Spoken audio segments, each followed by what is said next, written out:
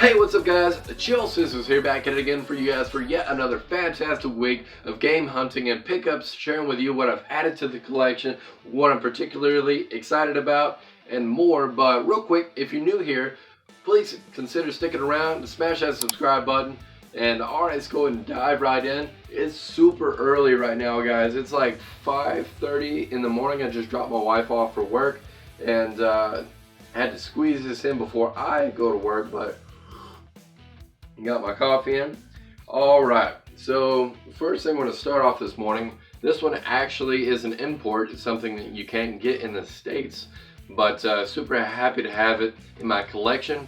Legend of Zelda Link's Awakening just came out not too long ago, and I was fortunate enough to get my hands on the Legend of Zelda Link's Awakening limited edition. Like I said, guys, just super happy to have this in my collection. And unfortunately, it's just not available in the States, even though it comes with some really cool stuff. But pulling the sleeve off, and then it looks like we got box Legend of Zelda Link's Awakening here, Switch, and then on the bottom it says in a holographic gold limited edition. Once the sleeve is off, you have the owl on the back. Super cool. If you guys want me to do an in-depth unboxing, talking more about this, how I got my hands on it, etc., then let me know in the comments below. I'll be happy to share this with you. But super happy to have this in my collection. Didn't think I was going to get it, actually. And this next item is actually a Zelda product as well. I was fortunate enough to find a Zelda Nintendo Advance SP. It's got the Triforce on the top, Nintendo logo, and then here's the front piece here, and then it's got the Triforce additionally there. It's got the iconic Game Boy. Look at that, Nintendo Capcom. Can you guess what the game it is? Yeah, Minish Cap. I've been playing the crap out of this game here recently, but I haven't really been playing it on this per se. I've been actually playing it on the Nintendo GameCube Game Boy player, which if you don't have one of those, you are missing out on a grand opportunity to get the most out of your Game Boy Advance games on your television. It looks gorgeous. You can change the backdrops, etc. So check that out. It's kind of hard to get your hands on one, unfortunately. If you do find one, make sure you have the disc to go along with it, because you always find them with just the Game Boy player that attaches to the bottom of the GameCube, but the disc is most likely than not missing out of the set, unfortunately. But alright, so this one was just a random buy from a local thrift shop for $1. This is Lego Dimensions. I don't know much about it. I'm banking off of it probably working in the same fashion as a Skylanders style game, but I love the Nintendo Wii U. Right now I think it's prime time for collecting for this, and man, the numbers say it's a failed console, but I absolutely adore my Nintendo Wii U, and the games you can't get anywhere else. Most of them are actually exclusive, and if they're not exclusive, then they're helping fuel the Nintendo Switch sales. You know, it released Nintendo Breath of the Wild and then ported it over to the Switch. So just keep that in mind. Share the love with the Nintendo Wii U.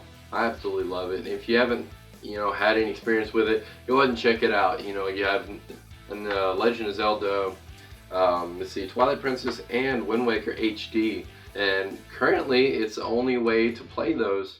So yeah, check those out if you haven't done so. Next item up here. Honestly, this one just struck me as an oddity, and as you can see, I'm a pretty big collector and lover of the original Xbox, and this one is Siberia. Like I said, I don't know much about this one. It's got some really good makers from the XS series, but man, it just, I don't know. I haven't tried it yet, but a gripping script that goes beyond your imagination, rich environments with 3D aspects, film-like camera angles, movement, and framing, original and creative puzzles completely integrated into your surroundings. So I'm excited to get into this one. This one actually looks pretty solid, but hey, it's just a new adventure. Game I haven't played. It looks interesting. I'm really excited to jump into that and check it out. So, you know, it's October and it's Halloween. You start to see the festivities, you know, start getting to the season, pumpkin spice, everything. So right here is going to be a really fun game to jump into and just enjoy it for the season. Not only that, it actually looks good. But this is Wallace and Gromit: The Curse of the Were-Rabbit. Made by Konami, of all things. And it just looks, it's up to 2-player. It has semi free roam aspects, platform action. And if you're new here, I'm very loving of the platform genre. Whenever you're playing like a linear stressful game that, you know, lasts a really long time, and you're just grinding and grinding and a lot of repetitiveness, you're loving every minute of it. However, it's nice to just kick back, relax, and play a game like this where you don't have to really focus in and, you know, expert so much energy into the game. You can just sit back, relax, and just explore a beautiful, enriched environment and just have fun. That's what video gaming is about, right? If we didn't enjoy it and have fun, then why are we doing it? But this next item I picked up for, actually, she was going to charge me $5 for this thing, okay? So my wife comes up and she just uses her smooth ways and she's like, $5 is a little steep. I'll be more comfortable at $2. So I'm looking at my wife, I'm looking at the sailor, I'm looking at my wife. I look back at her and the salesman looks at me and goes, yeah, why not? So I'm like, okay, you're gonna charge me $5, but okay. So the lady comes over and whatever, but thank you, babe. And it's definitely a dynamic duo. I like taking her out. She doesn't like going from flea market to pawn shop to, you know, another thrift shop. The first few she's okay, but I like to do it all day. This is an all-day event. I'm going hunting. But anyway, back to the story. This one just piqued my curiosity. It's more curiosity than anything. And this is arcade for the original Xbox. I want to know what's on this. I want to jump in and check it out. I remember I used to buy the magazines that came with something like this that was in an actual plastic case. Though it came with the demos, it came with some unique, you know, art and some trailers and stuff like that to get you hyped before, you know, the internet came in and just completely gave everybody free access to all of that. Now they don't do that anymore, unfortunately. But this one, I just piqued my curiosity. I can't wait to jump in and check out what is actually on this bad boy. On the inside, it kind of goes over a little bit of the information, but you know, I'll check it out for a couple bucks. And this one actually goes for a little bit online, nothing crazy, but it's more of a collector's market than anything, and I'm a collector, so why not? All right, this next one is actually we caught GameStop or Game Exchange slipping actually on this one. So I've been keeping an eye on this game for quite some time, and we were way out of town because we were on business. We had some responsibility stuff we had to take care of, but this is Dark Watch for the original Xbox, made by Capcom. First person, semi free roam shooter, and this game is actually pretty freaking good. And they had it labeled at $7.95. Every other Game Exchange that I went to had it for a lot more than that. And every time I go there, I always go there because they have a buy one get one or buy two get one free deal under $7.95. So whenever I saw this, I I was like, dude, I gotta get in on this. And there was another game that actually I had in my hand. I was headed to check out, and my wife comes up and she's like, hey, you should get this one instead. This one just looks a lot more fun. Looks like you would get a lot more enjoyment out of it. And I'm so happy that she did, because I put back another game that I was interested in and got this one. But if I got up to the register, then she's like, oh, it looks like this one is actually a lot more expensive. And she was relatively new. So a seasoned associate came over and he's like, well, if it's labeled at the price, then we have to give it to him for that price. So I got in on the buy two, get one free. Caught you slipping on that one, guys. But I give you guys enough business for sure. I'm in there 3 or 4 times a week, literally. Love your store. But this next one I actually found at a flea market for $1. It was kind of like why not? It's $1. You know, it looks kind of fun. But not only that, this is a party game for the Nintendo Wii. But this is a sealed copy. Yeah, I guess you can see it like that. That completely sealed.